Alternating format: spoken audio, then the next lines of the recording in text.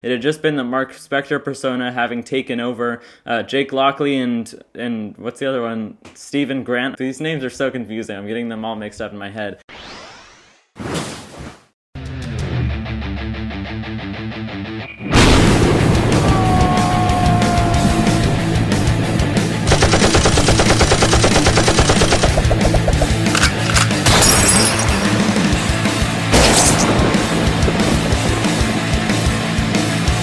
Hello everyone and welcome back to the channel. This week I'm bringing you episode 78 of my brand new Comics Haul series. This is a series where each and every week when I grab my new books from the local comic shop, I show you guys every issue I picked up and I let you know a little bit about every single issue. So as you can see, pretty great haul this week. We've got 7 issues in total, 5 from Marvel, 2 from Image, and we're going to get right into these. But first I just wanted to promote another project I've got going on. It's a YouTube channel called Downstairs Productions. I'm going to be leaving a link down in the description below. It's a shared YouTube channel where I make like creative short films with my sister. We've been having a lot of fun making some different movies on there. We've got about 6 videos posted on that channel. We would both really appreciate you guys stopping by that channel and checking it out. So make sure to check that out. Downstairs Productions, link down in the description. We just posted a new video called The Birthday Demon. And thank you guys for checking that out. But now that we've got all that out of the way, let's get right into this haul. We'll start off with Marvel Comics, probably one of the biggest releases of the week. This is Alien issue number 1. So this only has a $3.99 price tag. It's a regular price of a comic. There's not really anything that extraordinary about this issue,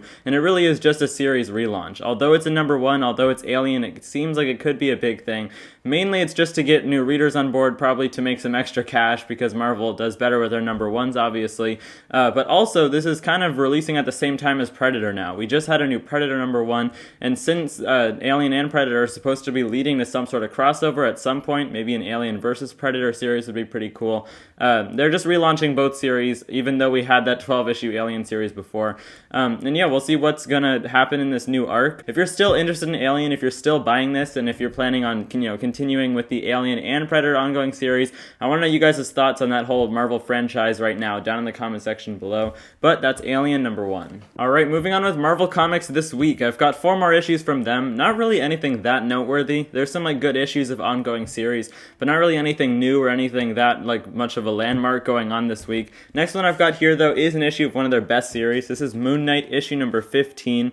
So last issue was kind of the start of this new arc that we've got going on.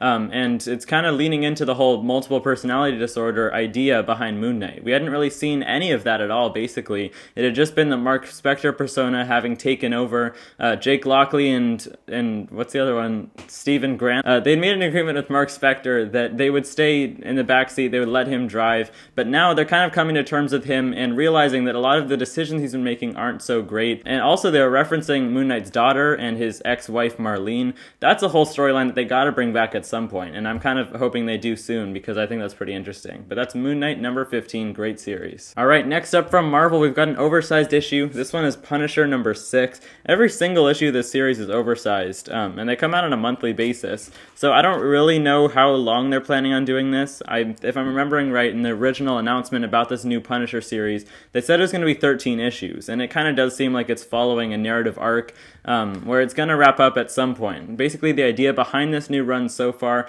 is that the Punisher has been recruited by the Hand, this ninja organization.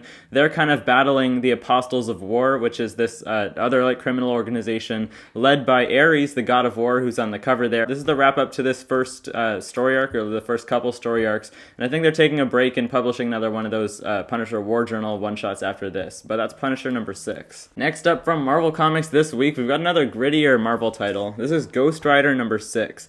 So Ghost Rider has mostly just been these kind of one-shot stories so far. Each one tells its own little story of Johnny Blaze, waking up in the middle of the day. He's in some random place. He doesn't know what happened, because now whenever the spirit of vengeance takes over, it's kind of involuntary. Johnny Blaze doesn't have control of it anymore. It might have something to do with this scar that he has on the side of his head that he supposedly got from a motorcycle accident. At least that's the story that whoever is manipulating him made up, because at the beginning of the series, if you guys remember issue number 1, he was in this false reality where he had like a wife and 2 kids, until he broke out of it, and he was supposed to have gotten in a motorcycle accident in that reality. There's a lot of questions still left unanswered, but overall this is a really well-written series by Benjamin Percy, and I kind of like the one-and-done story format. I know a lot of people find it kind of jarring. They want more out of the series, but crossing over with Wolverine, that's also the title that Benjamin Percy writes, so I'm looking forward to it. That's Ghost Rider number 6. I've only got one more issue to show you guys from Marvel Comics this week. This is She-Hulk issue number 6.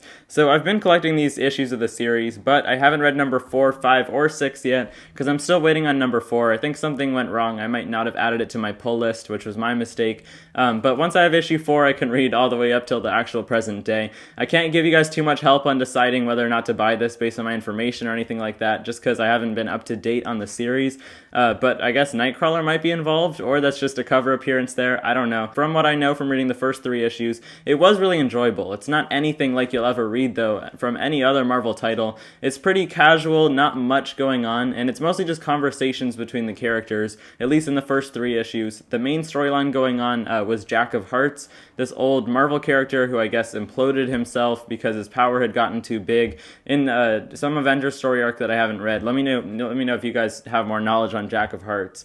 And he's been resurrected somehow. We're still getting to the bottom of that, but he's been staying with She-Hulk. She-Hulk has a new job as a lawyer, and it's kind of like setting things up so that it's similar to what's going on in the show. But for now, that's She-Hulk number 6. Alright, now to finish the video off, guys, I've got 2 issues that I ended up grabbing this new comic book day from Image Comics. The first one that I've got here is actually one of the best series on the stands, period. This is Twig number 5. So this is the last issue of Twig for now, but in the back page of this issue it says Twig will return, so hopefully we will get some sort of, reboot or second volume of Twig at some point. But basically what's going on is Twig is our main character. He's the son of who used to be this, adventurer. I forget what the exact name of the position is, but there's a special adventurer, who kind of is the centerpiece of this whole society and world, the fantastical world that Twig lives in, and their job is to collect these different artifacts from different places and put them together into different gems, put them in their rightful places, just to keep the whole world rolling. We don't really know too much more than that, but we've had Twig and his best friend Splat, who's like this slime creature that can morph to save him in different situations.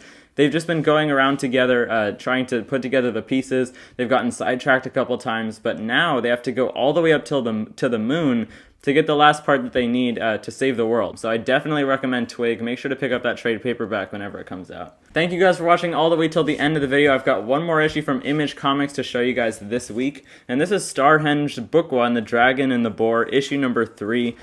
So I think I'm going to drop this series. Unless this issue really picks up, I'm probably going to drop it. I made a full review of issue number 1. If you're curious, you can get a little bit more information there. It's non-spoiler. But issue number 2 really lost me. I don't even remember what happened in that issue. It had our main character, or kind of our second main character. We've got a couple main characters in this book. Going back in time to the Arthurian times, there was some sort of mythical element to it. I just didn't understand what was going on, and it kind of seemed like it was sidetracking from what the whole point of the first issue was. To sum it up in a really brief statement here, there is so much going on in this series.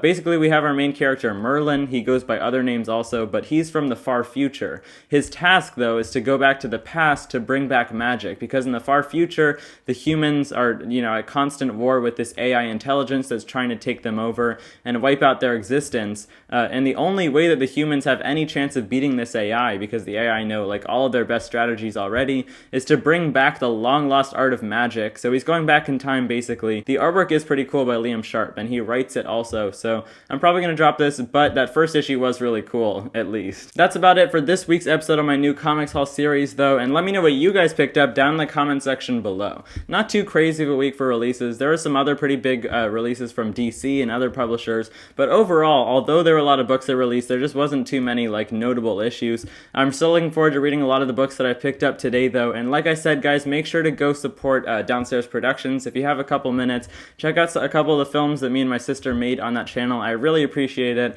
And thank you guys for watching. If you do want to show a little bit more support to this channel, also you can hit the subscribe button down below. Thank you guys for watching, and I'll see you in the next video. Bye, guys.